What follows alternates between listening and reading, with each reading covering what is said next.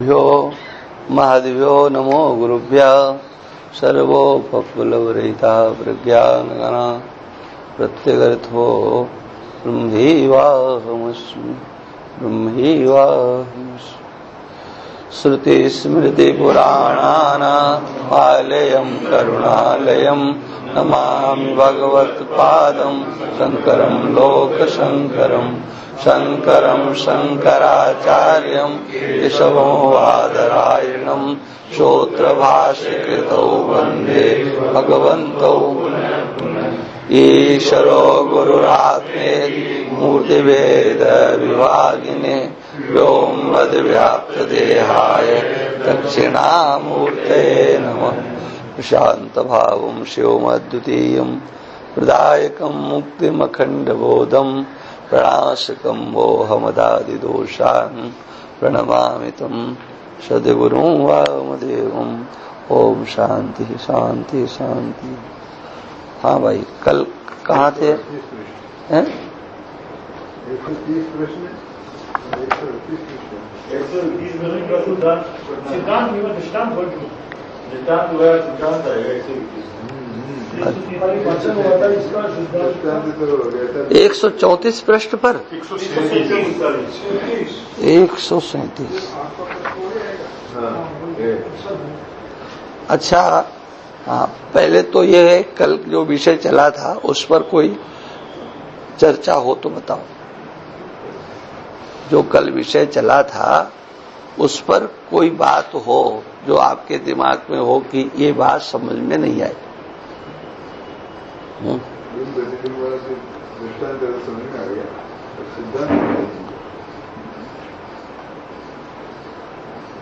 तुम बताओ शिव जी,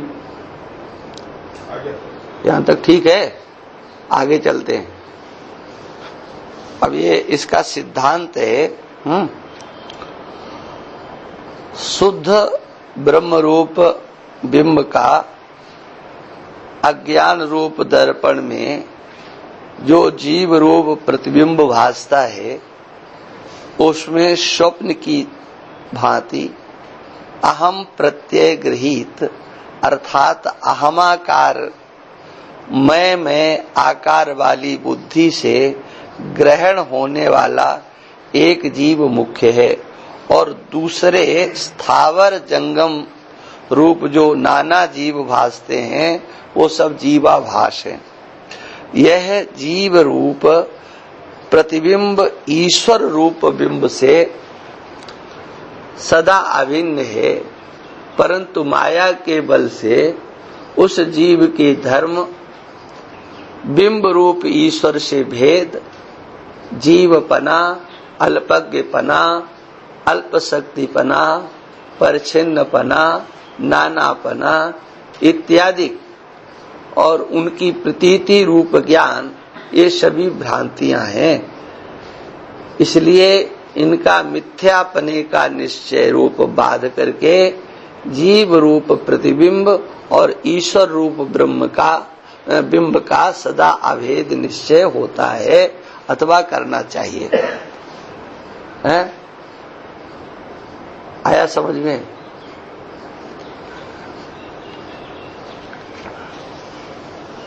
ये तो सरल है।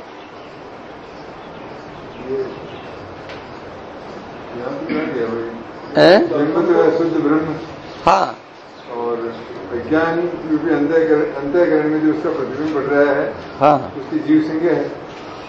देखो अज्ञान रूप ये दर्पण है ना? हाँ, कोई भी कह लो, तो पहले सुन लो। अज्ञान रूप दर्पण में जो जीव रूप प्रतिबिंब भासता है, ठीक है? उस यहाँ पर दर्पण की जगह अंतःकरण ही होना चाहिए, या अज्ञान ही है। मूलतः तो अज्ञान है, अंतःकरण तो कार्य है। क्या समझे? मूल क्या है? अज्ञान है। बोले अज्ञान कारण है ना? अज्ञान कारण है तो उस कारण में ही प्रतिबिंब पड़ता है। ये सूक्ष्म शरीर और स्थूल शरीर ये कार्य हैं किसके? कारण शरीर के, ये अज्ञान के कार्य हैं। हाँ, तो पहले अज्ञान में प्रतिबिंबित तो होता है। हाँ, उस ब्रह्म का प्रतिबिंब अज्ञान रूप दर्पण हो गया, है ना। और अज्ञान रूप दर्पण से फिर वो प्रतिबिंबित होता है कार्यकरण संघात। उस कार्यकरण संघात के अंतर जो अंतःकरण है, उसमें जो वृत्ति उठती है अहम अहम अहम, समझे? हाँ, उसमें, हाँ, जैसे स्वप्न में भी वृत्ति अहम की उठती है कि नहीं? हाँ, कि उसी तरह से अहम प्रत्यय ग्रहित, माने अहम प्रत्यय ग्रहित का अर्थ जो अहम अहम करके जाना जाता है। हाँ, हाँ, अहम अहम करके जो जाना जाता है, हाँ, अहमाकार में, ये कहाँ हो रहा है? ये बुद्धि में, अंतःकरण में। क्या समझे? अहम तो वहां पर भी रहता है जहां पर बुद्धि नहीं रहती। कहाँ बुद्धि नहीं रहती है? सुसुप्ति। हाँ, सुसुप्ति में बुद्धि नहीं रहती है। बुद्धि है? बुद्धि तो रहती है। अरे व्यवहार वहां करते हो, कल्पित बुद्धि है और जागृत बुद्धि नहीं है, वो जागृत वाली बुद्धि नहीं है। माने जागृत वाली बुद्धि नहीं है, उसका अर्थ है जागृत वाला अहंकार वहां नहीं है। क्या समझे? वो तेजस में, जागृत में जो अभिमान करने वाली बुद्धि है, अहम अहम अहम, और फिर उस अहम के आश्रय से सदने वाला सारा व्यवहार, उस व्यवहार से अब आप उपराम होकर कहते हो कि अब मैं सोऊंगा, तो मैं माने दिमाग बोल रहा है कि नहीं? हाँ, आपकी बुद्धि बोल रही है कि नहीं मैं सोऊंगा?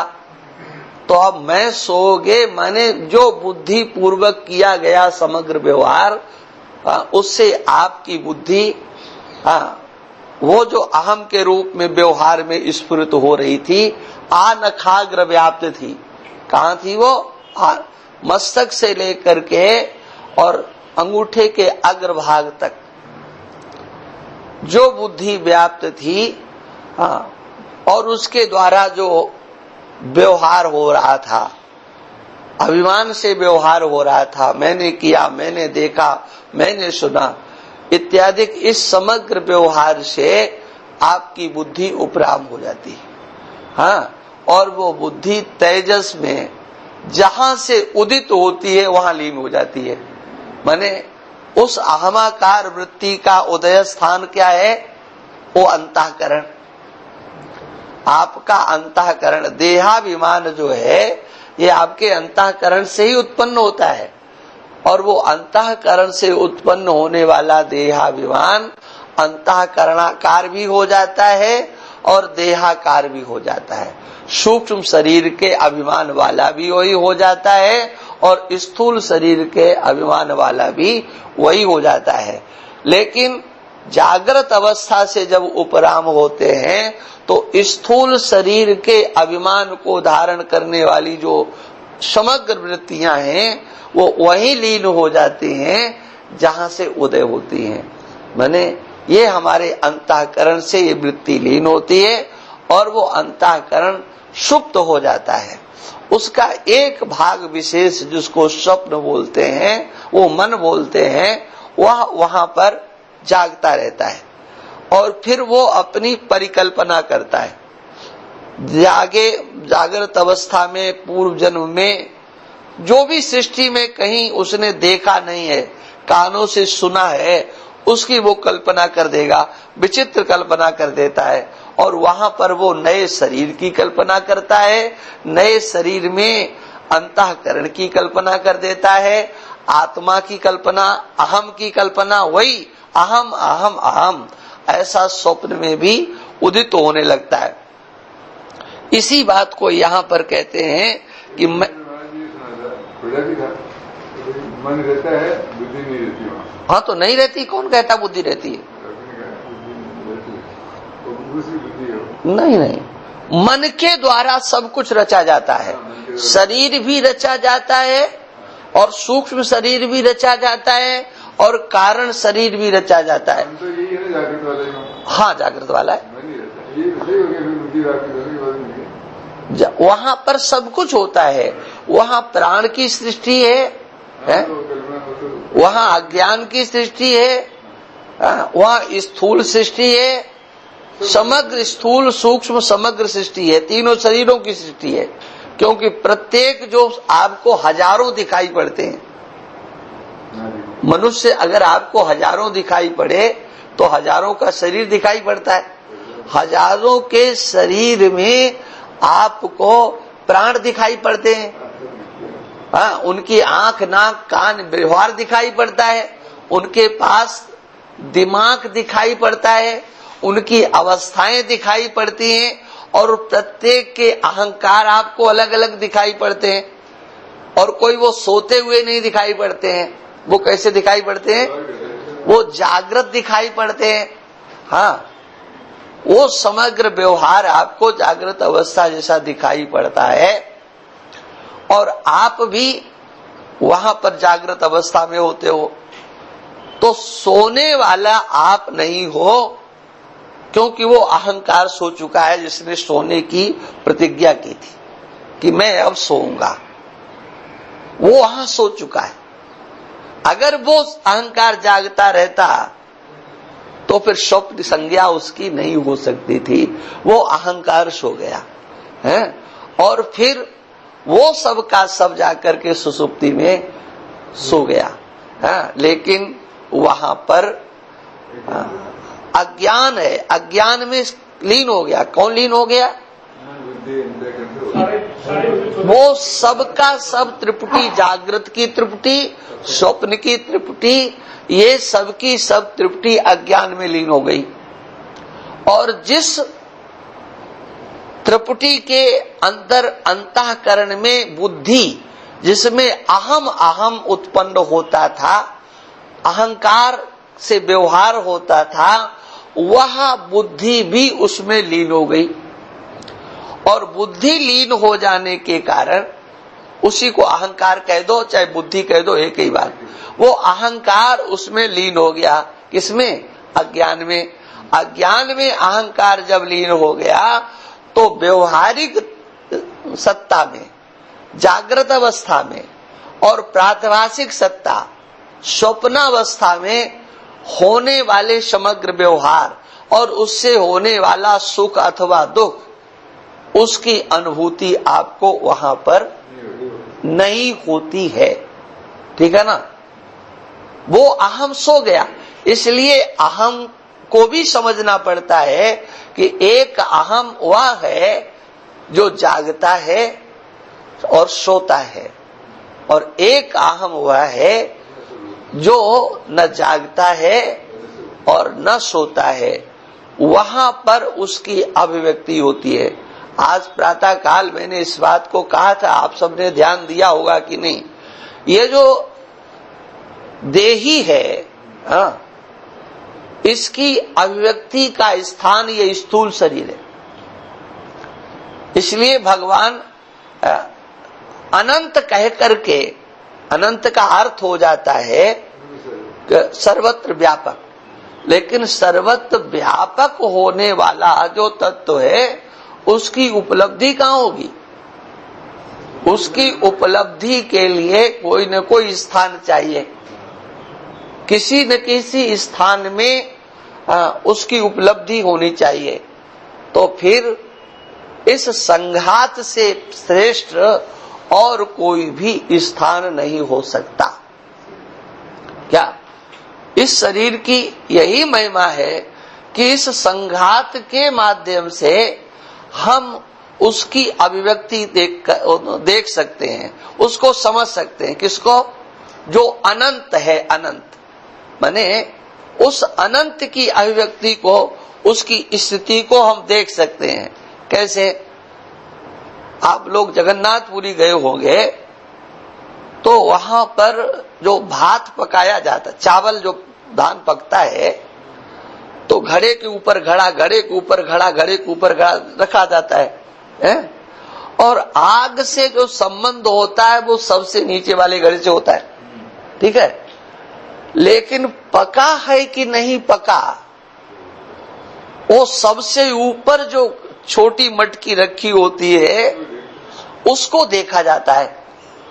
हाँ, उस एक को देखा जाता है।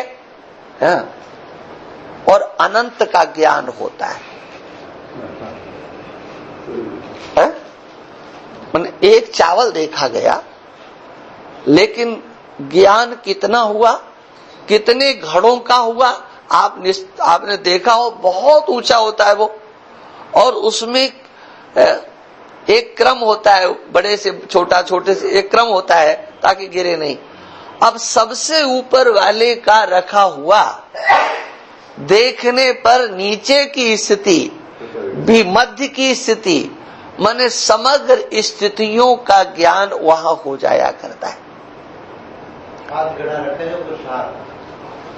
कुछ भी रख दो, लेकिन कुल मिलाकर के क्या समझना है, सबसे ऊपर जो है उसको देखने से समग्र स्थितियों का अवबोध हो जाता है। ठीक है कि नहीं? किसका हुआ? अनंत चावलों का। ये तो एक उदाहरण मात्र दिया गया। इसी प्रकार से वो ब्रह्म है, वो अनंत है, माने सर्वव्यापक है। जैसे उन मटकों में, घड़ों में चावल है, एक जैसा ही है, किंतु उसकी स्थिति का ऊपर वाले से देख करके पता लगेगा। हाँ, इसी प्रकार से ये समग्र व्यापकता की स्थिति का बोध आप कहां से करेंगे? हाँ, दूसरे के शरीर से नहीं करेंगे।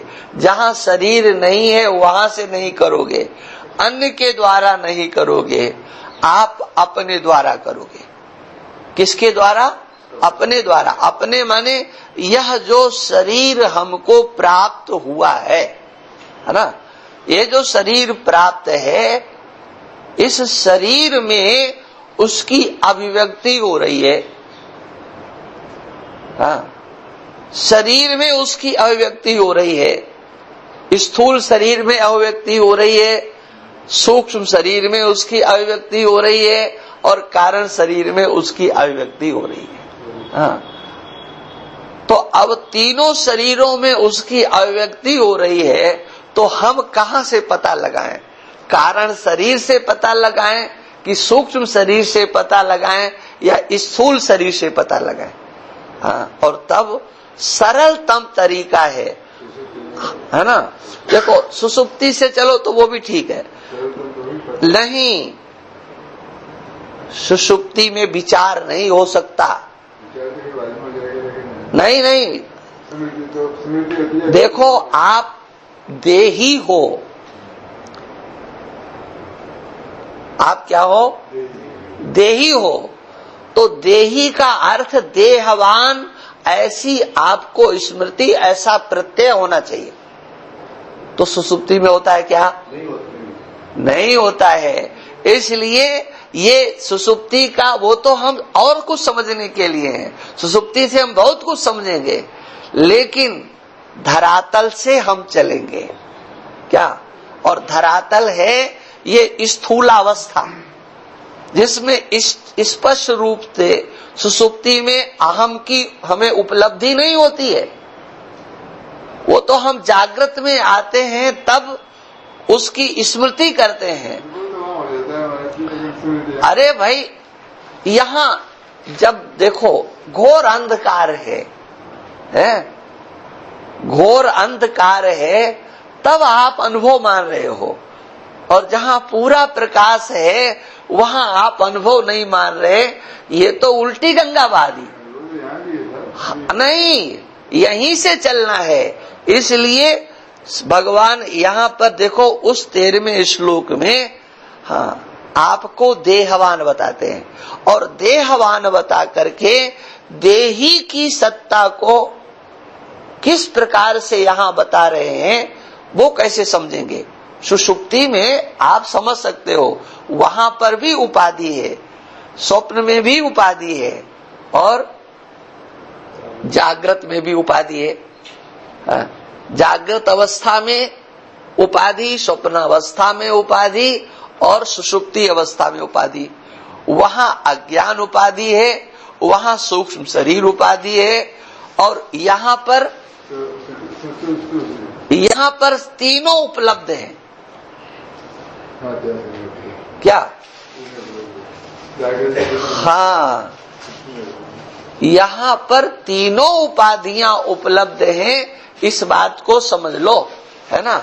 वहां अहम को अज्ञान की उपाधि से वहां दर्शन होता है, वहां सूक्ष्म शरीर, और यहाँ पर जागृत अवस्था में तीनों शरीरों की उपाधि, तीनों उपाधियां एक साथ आपको प्रतीत हो रही हैं। इसलिए आप देहवान हो, तो कौन से देह वाले हो? आप कारण शरीर के देहाभिमानी हो, आप सूक्ष्म शरीर के देहाभिमानी हो, आप स्थूल शरीर के देहाभिमानी हो। इसलिए आप देही हो, देह वाले हो, है ना। माने यहाँ पर देह अनेक है, लेकिन देही एक है। ये आपको जागृत अवस्था में समझना पड़ेगा, अच्छी तरह से समझना पड़ेगा। इसलिए मैं आकार वाली बुद्धि, इस बुद्धि में ग्रहण होने वाला एक जीव मुख्य है। यही मुख्य है। कौन? जो आपका मैं करके दूसरे स्थावर जंगम जो नाना जीव बाजते हैं, वो सब जीवाभास है। जीव हैं, लेकिन जीवाभास कैसे? जैसे दर्पण में प्रतिबिंबित होने वाला जो मुख है, वो मुख है कि मुखाभास है? मुखाभास है, मुख नहीं है। मुख तो आपके गिरवा के ऊपर रखा हुआ है, वो केवल आभास मात्र है। ऐसे ही अहम अहम करके जो प्रतीत होने वाला ना, यही मुख्य है। कौन सा? अरे ये अहम अहम इसलिए वो एक अहंकार हो गया। आप बार बार मैं इस बात को कह रहा हूं कि ये सारा खेल अहम और अहंकार का है ना। उसी विज्ञानमय कोश में, उसी बुद्धि में एक अहंकार प्रतीत हो रहा है और एक अहम प्रतीत होता है। जीव अहम है कि अहंकार है? जीव अहम, अरे जीव अहम है और शुद्ध अहम है ना। हाँ, नहीं, देह से पृथक होगा। देह होगा तो फिर शुद्ध कैसे रहेगा? वो फिर शुद्ध नहीं रह सकता है। इसलिए जीवो ब्रह्मैव। अरे कब होगा? आप करेंगे क्या उसको? वो ब्रह्म स्वरूप ही है, वो आभास रूप नहीं है ना। आभास रूप जो होगा वो ब्रह्म कैसे हो सकता है ना। इस बात को यहाँ पर कहते हैं, यह जीव रूप प्रतिबिंब। यहाँ पर जो ब्रह्म की चर्चा है, जो ये दृष्टांत दे रहे हैं, ईश्वर सदृश, माने उस ब्रह्म का, शुद्ध ब्रह्म के स्वरूप का वर्णन न करके जीव रूप प्रतिबिंब ईश्वर रूप ईश्वर रूप बिंब से सदा अभिन्न है? लेकिन नहीं, लेकिन अभिन्न तो है, किंतु उपाधि भेद से वहां दर्पण की उपाधि में 3 दोष बताए थे, याद है? वो समग्र दोष दर्पण के हैं, और दर्पण के आश्रय से उस प्रतिबिंब में वो दोष आ जाते हैं। ठीक है ना। ऐसे ही वह जो स्वरूप है वो एक ही है ना। बिंब रूप ईश्वर से भेद माने अलग प्रतीत होना, हाँ, जीवपना, अल्पज्ञपना, है ना। देखो आपका मुख कितना बड़ा है, लेकिन दर्पण जितना बड़ा होगा ना उतना ही दिखेगा। देखो एक दिन मैंने क्या देखा, ऐसी घड़ी देख रहा था। अब इस घड़ी के ऊपर एक जो बटन लगी है, अब इसमें देखो आपको अपना मुख दिखाई पड़ेगा, है ना, इसमें दिखाई पड़ेगा है? तो अब हम लोग तो हर जगह यही लगा लेते हैं कि कहीं भी जाओ तो अपनी बात को ढूंढ लेना। तो हमको यही सब विषय आया कि देखो जितना बड़ा जैसा बिंब है वैसा प्रतिबिंब नहीं हो सकता, इसलिए प्रतिबिंब का अवभास मात्र होता है। प्रतिबिंब का आश्रय लेकर के हम अपने बिंब को समझ सकते हैं, प्रतिबिंब में अहम बुद्धि नहीं कर सकते, हाँ, उसको समझा जा सकता है। क्योंकि जैसा हमारा मुख है ऐसा प्रतिबिंब में दिखाई दे, ये कोई जरूरी नहीं है टेढ़ा मेढ़ा। आप लोग कभी बंबई गए हो, हम एक बार गया था, तो वहां एक वो कांच का है, तो उसमें घुस जाओ तो बड़ा विचित्र दिखाई पड़ता है। लंबा आदमी ठिकना दिखाई पड़ता, ठिकना लंबा दिखाई पड़ता, कहीं चौड़ा दिखाई पड़ता है, अनेक प्रकार का दिखाई पड़ता है। लेकिन क्या होता है, वो कांच की कारीगरी है उस कांच के कारण। इसलिए जो दिखाई पड़ता है उस दर्पण में जितने दोष दिखाई पड़ते हैं वो समग्र दोष उस बिंब के ऊपर नहीं थोपे जाते हैं। वो प्रतिबिंब वास्तव में बिंब स्वरूप ही है, लेकिन दर्पण की कमी से उस प्रतिबिंब के ऊपर आरोपित कर दिए जाते हैं। वास्तव में वो आरोपित किए गए दोष भी उस प्रतिबिंब में मिथ्या होते हैं। अल्पज्ञपना, परछिन्नपना, नानापना आदि अनेक प्रकार की जो प्रतीति रूप ज्ञान, ये सभी भ्रांति हैं। इसलिए इसके मिथ्यापने का निश्चय रूप बाध करके जीव रूप प्रतिबिंब और ईश्वर रूप बिंब का सदा अभेद निश्चय करना चाहिए। इस रीति से बिंब प्रतिबिंब के दृष्टांत से भेद भ्रांति की निवृत्ति होती है। हाँ, देखो भेद माने दो का दर्शन है, यही तो भेद हुआ ना। दो या दो से अधिक का दर्शन होना और अलग अलग दिखाई देना है, यही भेद होता है ना। जड़ अलग है और ये चेतन अलग है, ये पुरुष है, ये स्त्री है, ये पशु है, ये पक्षी है। ये किस तरह से आकृति को लेकर के ही तो हम भेद निर्णय करते हैं। हाँ, आकृतियों को लेकर के भेद करते हैं ना। हमें आकृति का दर्शन होता है, अपने आत्मा का दर्शन तो नहीं होता है ना। तो जिसका दर्शन नहीं होता उसके भेद का निश्चय हम कैसे कर लेते हैं। आकृति के भेद से जो अव्यक्त है उसमें भेद कैसे हो जाएगा। और एक दृष्टांत होगा, हो सकता है आगे इस ग्रंथ में कहीं न कहीं आए, मैंने देखा नहीं है, मुझे स्मरण भी नहीं है। समग्र भेदों की निवृत्ति, जितने भी भेदों का वर्णन किया गया है, जड़ जड़ का भेद, जीव जड़ का भेद, जीव और ईश्वर का भेद, ईश्वर का और जड़ का भेद, ये जितने प्रकार के भेद दिखाए गए हैं, ये समग्र भेद एक दृष्टांत से चौपट किए जा सकते हैं। और वो दृष्टांत है स्वप्न का।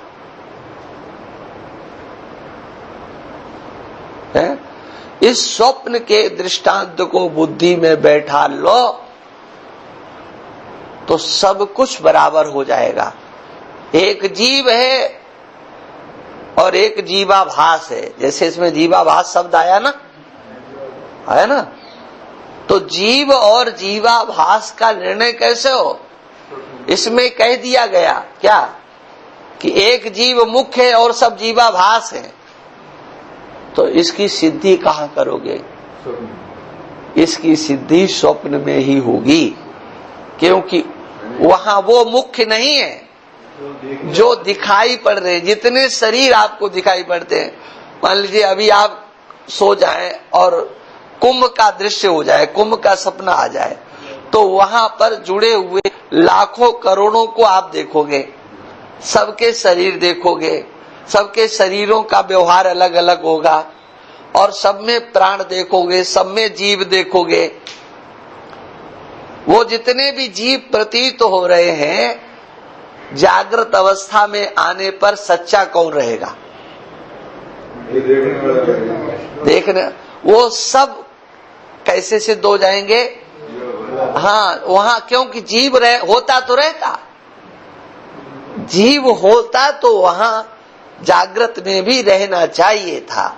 इसलिए एक जीव है और एक जीवाभास है? तो ये निर्णय अपने को करना है कि हम जीव हैं कि जीवाभास है? हाँ, बस यही देखना है, हम मुख्य हैं या दूसरे मुख्य हैं। नहीं आया समझ? तो सब नष्ट हो जाते हैं। अरे ओ नहीं, लेकिन मतलब पहले, अरे यही तो जागृत में समझना है कि तुम मुख्य हो कि ये मुख्य है। ये तो समझ लेंगे। क्या समझ लोगे? तो भाई हम मुख्य। तो जब तुम मुख्य हो गए तो दूसरे मिथ्या हो गए। नहीं, लेकिन अपन जैसा आग निचली तो। अरे नहीं, अरे यही तो पत्थर का हृदय चाहिए कि तुम्हारे सिवा इस सृष्टि में कोई सत्य नहीं है। जैसे स्वप्न की समग्र आकृतियां मिथ्या है, जीव मिथ्या है, जो भी दिख रहा मिथ्या है, ऐसी जागृत में तुम्हारे सिवा कोई सत्य नहीं है। और इसके लिए छाती पर पत्थर रखना पड़ता है?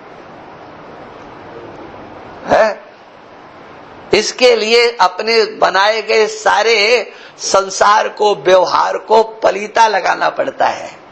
और इसीलिए प्रतीत नहीं होता कि साफ सपने में तो हो जाता है। क्यों? जागृत में तुम जितना अपने को सत्य मानते हो, उससे ज्यादा अपनी पीढ़ी को सत्य मानते हो। क्या? जितना अपने को सत्य मानते हो, उससे ज्यादा दिखाई देने वाले को सत्य मानते हो। जितना अपने को अच्छा मानते हो, उससे ज्यादा अच्छा उसको मानते हो। ये यहाँ पर भ्रांति है, इसी को भ्रांति कहते हैं। ब्रह्म है, आपके सिवा न कोई दूसरा अच्छा है, न कोई सत्य है, न कोई सुंदर है। आप ही आप हो, आप, क्योंकि आप अनंत हो, और अनंत जो होता है, हाँ, वही होता, उसके सिवा कुछ नहीं होता। और उसके सिवा जो प्रतीत होता है वो सब मिथ्या होता है। नहीं नारायण, जो इसमें ये दृष्टांत दिया है ना कि दर्पण के सामने अपन खड़े हैं। अरे देखो, कल प्रतिबिंब दिखेगा।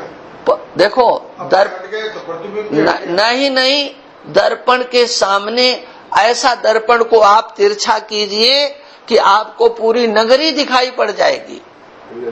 हाँ, विश्वम दर्पण दृश्यमान नगरी, ये समग्र विश्व आपको दिखाई पड़ जाएगा। आपके दर्पण में समग्र विश्व। ये दर्पण तो छोटा सा है, लेकिन आपका जो दर्पण है ना, उसमें तो तीनों लोग 14 भुवन दिखाई पड़ते हैं।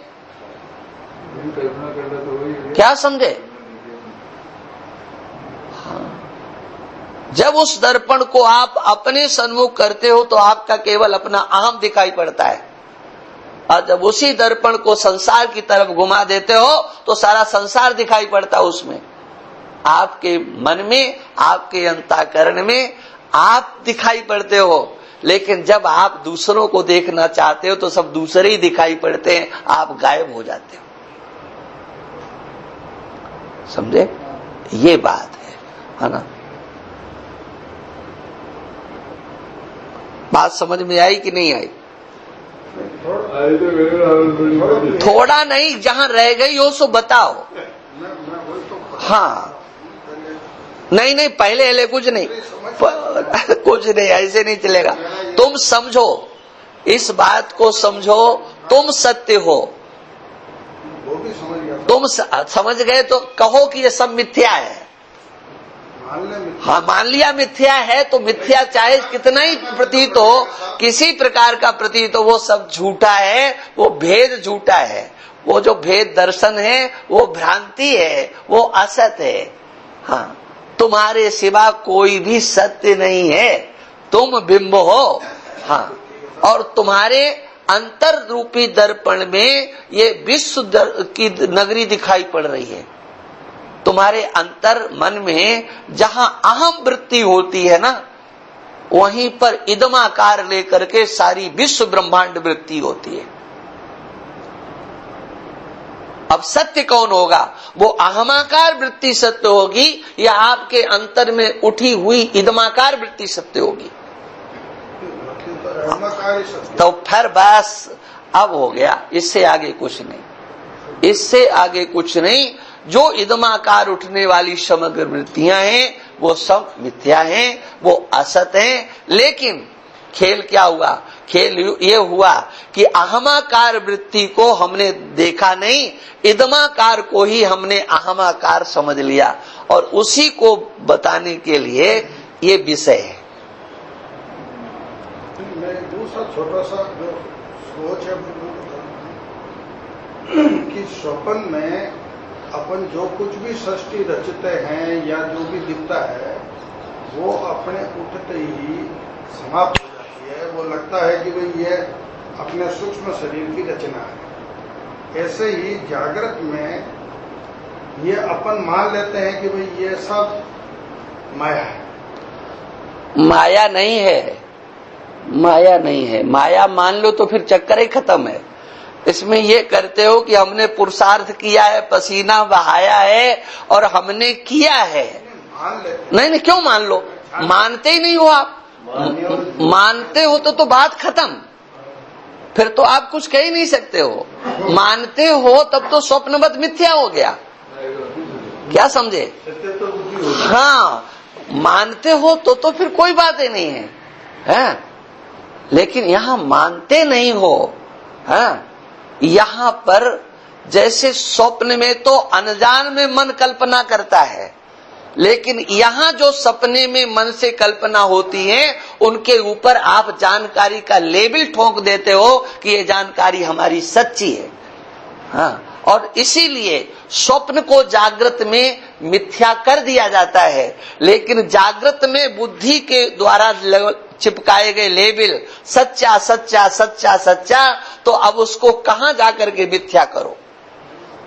इसलिए उसको मिथ्या करने के लिए जागृत में विवेक इत्यादि की आवश्यकता पड़ती है।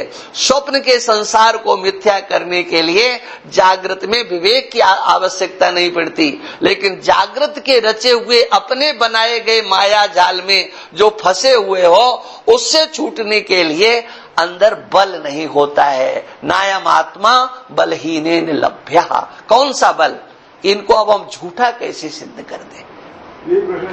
हाँ, इनको हम झूठा कैसे कर दें? उसके लिए आत्मबल की आवश्यकता होती।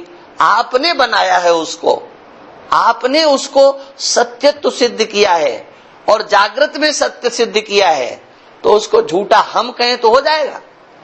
जो आपने सत्य सिद्ध किया है उसको किस अवस्था में झूठा करोगे?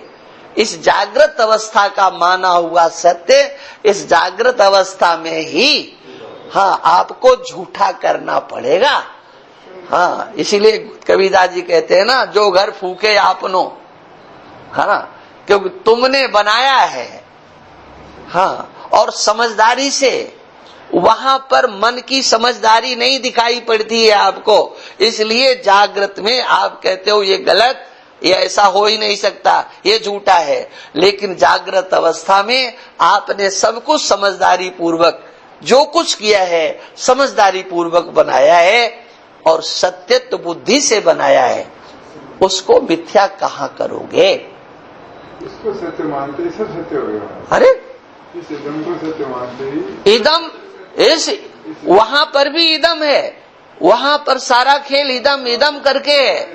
हाँ, लेकिन क्योंकि वहां तो तुम मन के ऊपर हावी हो जाते हो ना, जागृत में आकर के, अरे कुछ नहीं मैं तो सो रहा था और ये सपना कहां से आ गया, तो उसको तो झूठा करने में आपको कुछ नहीं लगता है। लेकिन अपने बनाए गए संसार जिसमें तुम्हारा अहम बैठा हुआ है, वहां अहंकार नहीं था तुम्हारा। यहां तो कार्य करण संघात में जो अहंकार कार्य करता है, उस अहंकार के द्वारा रचित जो संसार, ये बेटा, ये बेटी, ये पति, ये पत्नी, उसके लिए कितने पापड़ बेले जाते हैं, ठीक है ना? और वो सारे पापड़ जो बेले गए हैं, अब उसको खाएगा कौन? क्योंकि आपने बेले हैं, मेहनत किया है। हाँ, वो जो है ना, उसको ही मिथ्या करने में हमें कष्ट होता है। आपको क्या? इसलिए संसार के सारे लोग मिलकर के गालियां देते हैं हम लोगों को कि कैसे मिथ्या हो जाएगा, है ये बेटा कैसे मिथ्या, बहू कैसे मिथ्या, ये परिवार कैसे मिथ्या, ये हमारा सब ये कैसे मिथ्या है। और जगत में व्यवहार होता है, अब कोई गोल्ड मेडल जीत के लाया है, आप कहोगे मिथ्या, कैसे मिथ्या हो जाएगा साहब, है ना? आप हजारों तर्क दे दोगे, नहीं हो सकता, क्योंकि आपने अपनी बुद्धि से इसको सत्य सिद्ध किया है, इसलिए ये मिथ्या नहीं हो सकता। जैसे वो स्वप्न में मन की कल्पना है, ऐसे ये भी मन की कल्पना है। हाँ, मल विक्षेप आवरण की निवृत्ति के बिना समझ में नहीं आएगा। हाँ, तो मल विक्षेप एक तो बताया जो कार्य मिथ्या कैसे है, दीवार से सरफोड़ माता फूटेगी फूटेगी। हाँ, यही ना, देखो कितना मोटा दृष्टांत है कि दीवार से सर को फोड़ना, माने अब ये कितना बेतुका दृष्टांत है क्या, माने अपनी संख्या का तो निवारण करना चाहते हो। हाँ, यही ना, दीवार से मस्त, ये लोग ऐसे देते हैं, कुछ लोग ऐसे ही कहते हैं, ऐसे एक नहीं, रसगुल्ला खाते हो आपको आनंद आता है कि नहीं, तो जो आनंद आता है तो मिथ्या कैसे हो जाएगा। ऐसे बहुत सी युक्तियां हैं जिनको, लेकिन आपने किया क्या, माने फूटा क्या और फोड़ा किसने? इसलिए इस शरीर में अहंकार रखने वाले इस वेदांत को नहीं समझ सकते। देहाभिमान, माने दीवाल को भी तुमने सत्य माना है और इस शरीर को भी सत्य माना, इतनी भी बुद्धि नहीं कि ये दोनों के दोनों पार्थिव ही हैं। हाँ, ये दोनों के दोनों पार्थिव हैं, दोनों के दोनों जड़ हैं, है ना? लेकिन नहीं, हाँ, इस सिर फूटना ये कहाँ का सत्य है, और सिर मारना ये कहाँ का सत्य है? वो है तो इसमें अस्मिता हो जाती है, वही है। अरे भाई, अस्मिता क्या हो जाती, इसमें नहीं हो जाती है, आपके बनाए हुए सारे संसार में हो जाती है। आपकी अस्मिता केवल इस शरीर में हो जाए तो एक बार आदमी निभा ले, लेकिन इस शरीर से भी ज्यादा अन्य शरीरों में अस्मिता होती है और वो निकलना बड़ा मुश्किल हो जाता है। और तब उस अस्मिता का परिणाम क्या होता है, जो अर्जुन का, कि ये भले ही जिंदा रहे हम मर जाएं। क्या जो स्थिति अर्जुन ने प्रथम अध्याय में दिखाई, वो अस्मिता का परिणाम ये होता है। अर्जुन कहता है कि एक नंबर के दुराचारी, दुष्कर्मी, अपराधी, हाँ, ये सब जिंदा रहे हम भले ही मर जाएं। माने अपने को मिटाने के लिए यही तो होता है। उसको आप कितना महत्व देते हो, किसको? जो आपसे अलग है, माने इस शरीर में अहम बुद्धि केवल रहे तो उसके तो किसी तरीके से छुटकारा हो जाए। और इसलिए जितना दुखी हो करके इस ईश्वर की सृष्टि में आदमी मरता है ना, ईश्वर का बनाया हुआ कोई शरीर उतना दुखी होकर के नहीं मरता है। क्या समझे? हाँ, वो दुख भोग सकता है,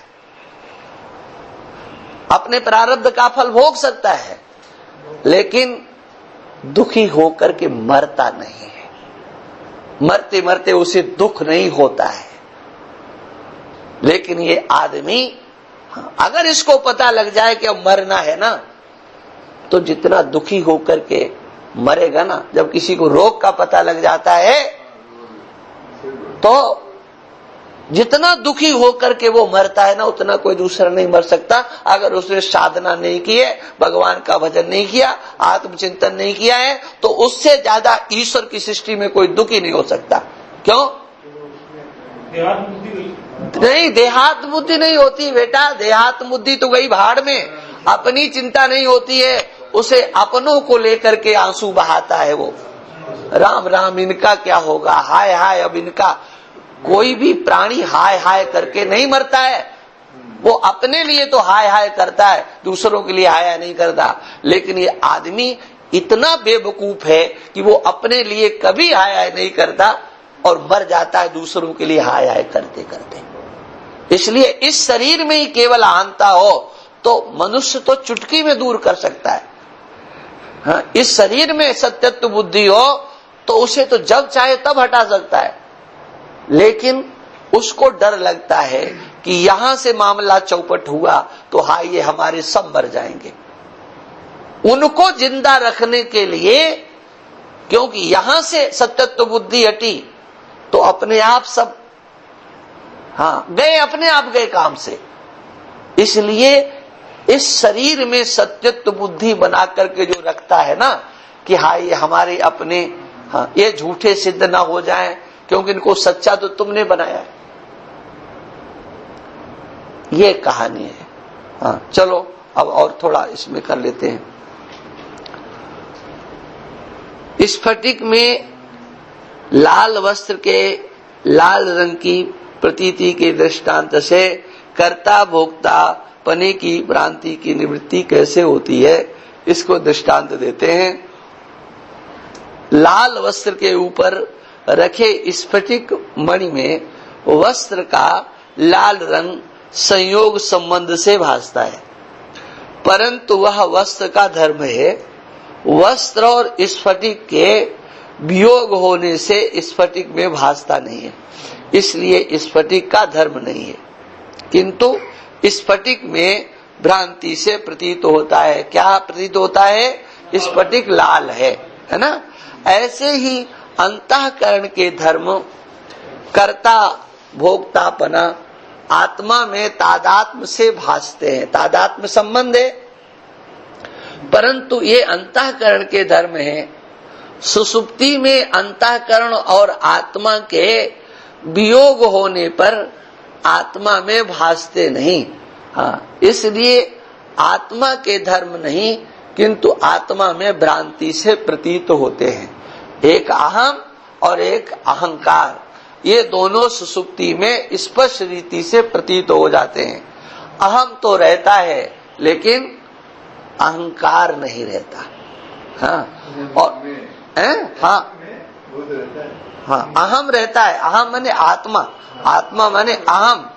अहम रहता है लेकिन अहंकार नहीं रहता। और जब अहंकार नहीं रहता है तो वहां पर जागृत की अवस्था खत्म हो गई। अरे जागृत की अवस्था नहीं, यहाँ बात चल रही है कर्तृत्व और भोक्तृत्व की। अहम कर्ता, अहम भोक्ता। तो शरीर और सूक्ष्म शरीर दोनों का अभिनिवेश खत्म हो जाता है। नहीं नहीं, देखो भोक्ता जागृत शरीर ऐसा होता, आप समझो। अब यही गड़बड़ है। इसीलिए इस प्रक्रिया को पूरा समझना पड़ता है। कि कर्ता कौन होता है और भोक्ता कौन होता है। ये नहीं होता है कि आपने मकान बना करके अपने लड़के को दे दिया है और वो उसका उपभोग कर रहा है क्या? तो मकान बनाने वाला कौन और उसका उपभोग करने वाला कौन है? सोचो जरा। ये स्थूल शरीर मकान नहीं बनाता है। स्थूल शरीर में जो सूक्ष्म शरीर का अभिमान बैठा हुआ है,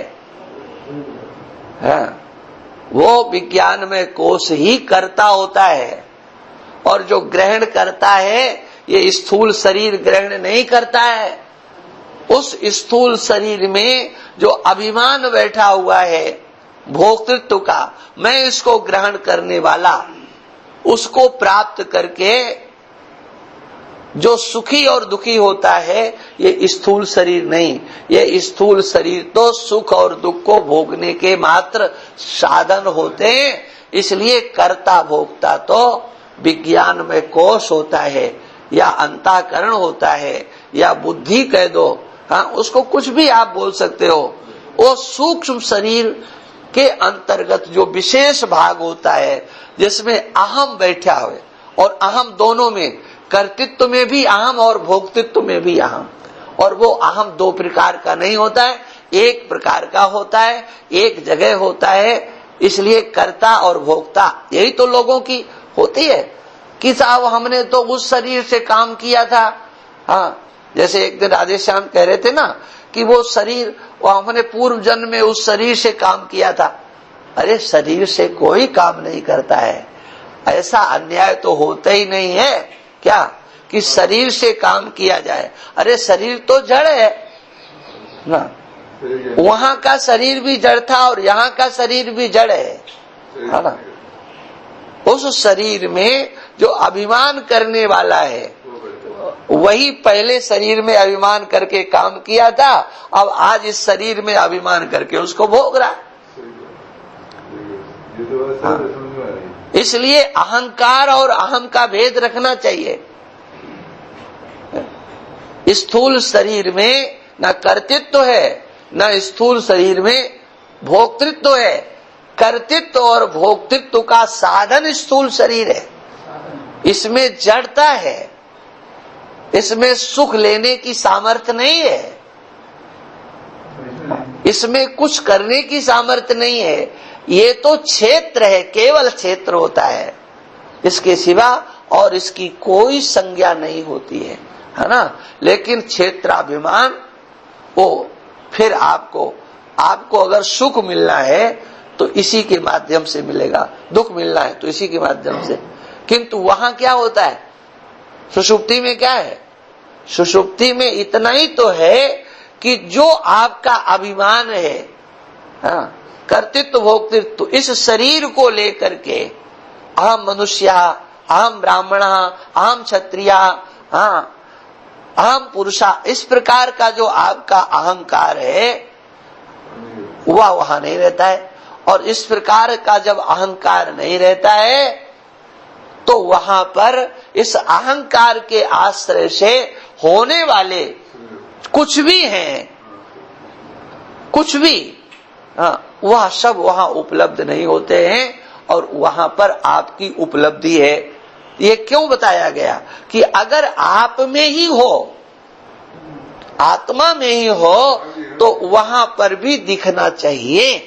इसलिए इसका अत्यंता भाव है उसमें।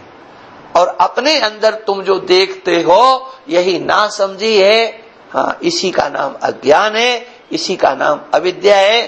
क्योंकि आपके अंदर अगर हो तो वहां पर भी दिखना चाहिए, समाधि में दिखना चाहिए, उपरामावस्था में दिखना चाहिए, मूर्छावस्था में दिखना चाहिए। इन चारों जगह, हाँ, मूर्छावस्था में, सुषुप्ति अवस्था में, समाधि अवस्था में और उपरामावस्था में, हाँ, ये सब के सब जो तुम्हें दिखाई पड़ते हैं, चाहे जागृत में दिखाई पड़े चाहे स्वप्न में दिखाई पड़े, ये आपके अंदर नहीं है। इसलिए प्रतीत होते हैं तो वो उसी तरह से जैसे स्फटिक में लालिमा वस्त्र के लाल वस्त्र के संयोग से प्रतीत होती है, वास्तव में स्फटिक में नहीं है। इसी प्रकार से आप शुद्ध स्वरूप हो, आप में ये नहीं है। चलो बस इतना ही रखो। ओम पूर्णमदः पूर्णमिदम् पूर्णमुदच्यते पूर्णस्य पूर्णमादाय पूर्णमेवावशिष्यते। ओम शांति शांति शांति। श्रुति स्मृति पुराणानाम् आलयम् करुणालयम् नमामि भगवत्पादम् शङ्करम् लोक शङ्करम् शङ्कराचार्यम् केशवम् वादरायणम् श्रोत्रभाष्यकृतौ वन्दे भगवन्तौ ईश्वरो गुरुरात्मेति मूर्तिभेद विभागिने ओम मद्व्याप्तदेहाय दक्षिणामूर्तये नमः। ओम शांति शांति शांति।